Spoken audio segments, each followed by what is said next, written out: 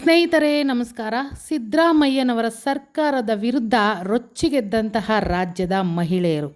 ಸ್ನೇಹಿತರೆ, ಗೃಹಲಕ್ಷ್ಮಿ ಯೋಜನೆಯ ಮಾಸಿಕ 2,000 ಹಣ ನಮ್ಮ ಖಾತೆಗೆ ಜಮಾ ಆಗಿಲ್ಲ ಅಂಥೇಳಿ ಇವತ್ತು ರಾಜ್ಯದ ಮಹಿಳೆಯರು, ಮನೆಯ ಒಡತಿಯರು ಸರ್ಕಾರದ ವಿರುದ್ಧ ಸಿಟ್ಟಿಗೆದ್ದಿದ್ದಾರೆ ಅಂತಲೇ ಹೇಳ್ಬೋದು.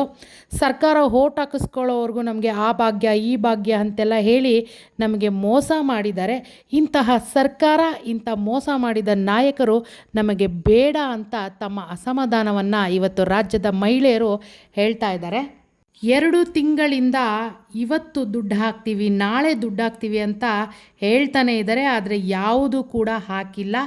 ಎಲೆಕ್ಷನ್ ನಡೆಯೋವರೆಗೂ ಕೂಡ ಪ್ರತಿ ತಿಂಗಳು ನಮ್ಮ ಖಾತೆಗೆ 2,000 ಹಣ ಜಮಾ ಆಯಿತು.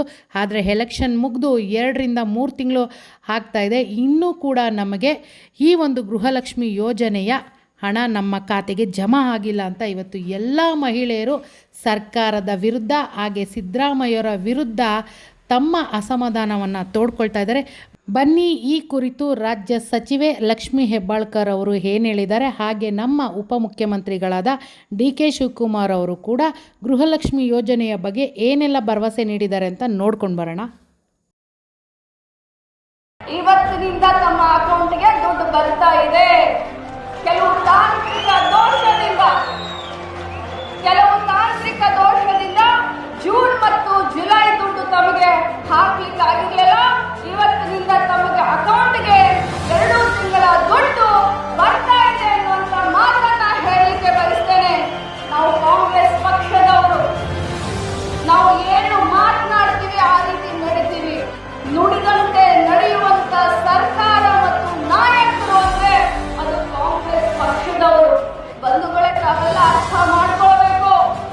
ನಾವು ನಿಸ್ವಾರ್ಥತೆಯಿಂದ ರಾಜಕಾರಣವನ್ನ ಮಾಡೋದು. ಅಧಿಕಾರ ಜನ ನಮಗೆ ಕೊಟ್ಟಂತ ಸಂದರ್ಭದಲ್ಲಿ ಆ ಅಧಿಕಾರದಿಂದ 4 ಜನರಿಗೆ ಒಳ್ಳೇದಾಗಬೇಕು ಅನ್ನುವಂತ ಭಾವನೆಯನ್ನ ಇಟ್ಕೊಂಡು ಇವತ್ತು ಕಾಂಗ್ರೆಸ್ ಪಕ್ಷ ಅಧಿಕಾರ ಭಾರವನ್ನ ನಿರ್ವಹಣೆ ಮಾಡ್ತಾ ಇದೆ. ರಾಮಲಿಂಗಾರೆಡ್ಡಿ ಅವರ ನೇತೃತ್ವದಲ್ಲಿ ಎಲ್ಲರೂ ಕೂಡ ಹೆಣ್ಣು ಮಕ್ಕಳೆಲ್ಲ ಫ್ರೀಯಾಗಿ ಬಸ್ಸಲ್ಲಿ ಓಡಾಡ್ತಾ ಇದ್ದಾರೆ. ನನ್ನ ತಾಯಂದಿರಿಗೆ ಗೃಹಲಕ್ಷ್ಮಿ ಯೋಜನೆಯಲ್ಲಿ 2,000 ರೂಪಾಯಿ ಮನೆ ಯಜಮಾನಿಗೆ ತಲುಪ್ತಾ ಇದೆ. ಬರ್ತದೆ ತಲೆ ಕೆಡಿಸ್ಕೋಬೇಡಿ.